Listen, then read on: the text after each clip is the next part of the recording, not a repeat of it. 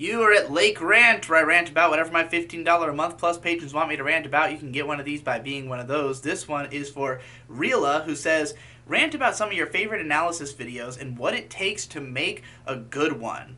Oh man, well, I have a lot of favorites, and there's a lot of things that go into them. I really think that one of the most underappreciated aspects of good analysis videos is choosing a good subject matter. Not everything is really worth diving into in a deep way. There are certain works that are just either more interesting, you have more to say about, or have more cultural context, more reason to be talked about. I think this is the reason why the Star Wars prequel reviews by Mr. Plinkett were such a big deal and were so influential to the culture of internet analysis videos, because Star Wars was one of the biggest film franchises of all time. It had one of the biggest returns of all time after, almost 30 years between the original trilogy and the comeback, and then those movies were so terrible and let so many people down.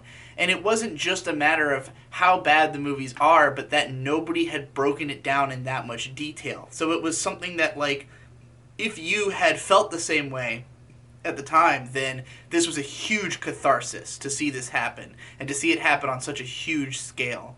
And, if you don't even care about the subject matter, it's fascinating just in that it's such a big cultural moment, such something that affected so many people. So I think that's, one part of it is subject matter. A lot of the best analysis videos are going to be about things that are worth talking about at that depth, that are worth breaking down. Now, going beyond that, there's just writing. How good of a writer is the person? Sometimes the analytical points don't even have to be that deep per se if the writing is interesting and entertaining. Endless Jess could write about literally anything, and it would be a great analysis video because he's just such a good writer. He's got so much clever wordplay. He's so entertaining and thoughtful, and he can make something sound deeper than it is because he can always apply any breadth of lenses and analytical styles to basically any product in service of, weaving a video that is primarily the focus of his videos is not the subject matter that he's analyzing, it's the idea of the video, and using the subject matter to make the video good as opposed to, using the video to explore the subject matter, if that makes sense. So that aspect of writing is a big part of it. Then there's just how good are you at breaking down how things work and the way people think about things. I tend to favor analysis videos that take a work and say something much bigger than the work. Mr. B-Tongue, for instance, what's so great about his videos, like my favorite, The Shandification of Fallout, is that it's not really important that it's about Fallout. It's that that game is used to explore this idea that you can then apply to everything else that you're ever going to watch. It's something that you can, continually think about the point he made there every time you consume a piece of media, and, use the terminology to enhance your understanding of the things you like. I would say that this is probably my favorite thing in any analysis video. Like the ones that I'm going to rewatch again and again are the ones that have made me think like that. I think a great example of that would be the sequelitis videos. Like the Mega Man X video is all about conveyance and this idea of using the gameplay to communicate the themes of the game. And, it's Mega Man X is a good subject matter because it is, a pretty major gaming franchise. It's something that was a big sequel and a big step up, and all that is fine, but it's not nearly as important of a game as it is, a vehicle for making the point that you can apply to other things. And that video also has another property that's really important, which is personal connection. You can get invested in something just because of the way that the person talks about it, the way that they convey their own connection to it. This is something that I do a lot of, that a lot of my analysis is, of stuff that either I relate to or has some meaning for me, and there's a reason I would want to cover this thing. As I said about sequelitis, the fact that he himself had that relationship with the game over a long enough period of time.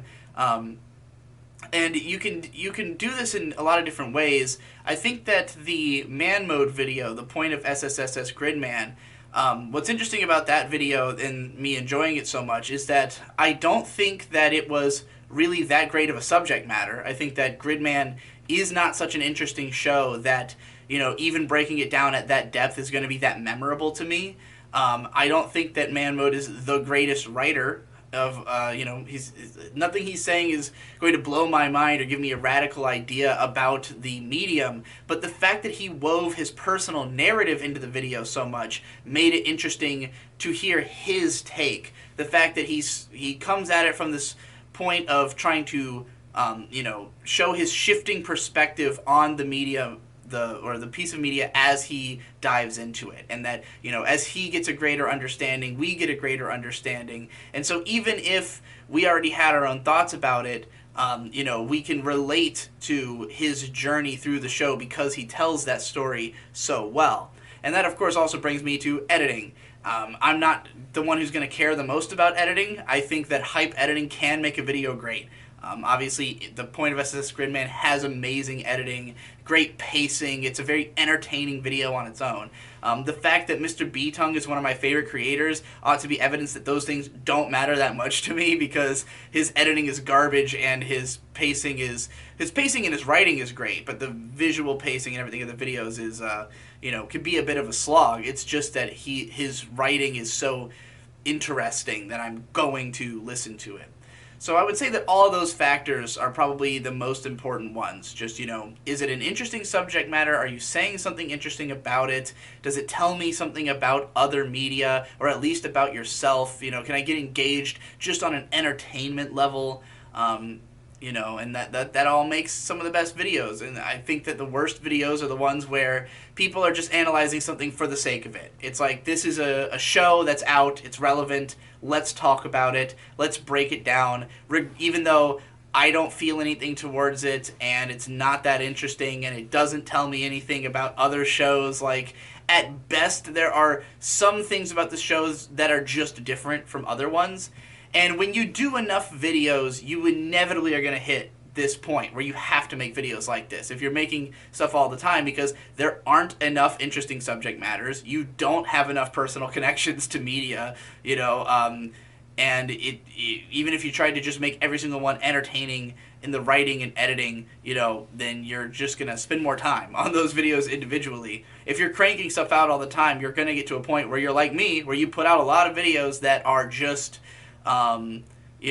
here's what's unique about this show, and I try to do that in as brief as possible, as just only the most important things about the show, because I know that I am not interested in just breaking down a show for no reason, and I think there's something to be said about just collecting as much raw information as possible about, like, let's say there's a 13 episode show and there's maybe 3 sentences worth of something interesting to say about it. I still want to hear those 3 sentences because I want to collect all the info out there, but obviously that's not going to be my favorite analysis video. Hope that's helpful.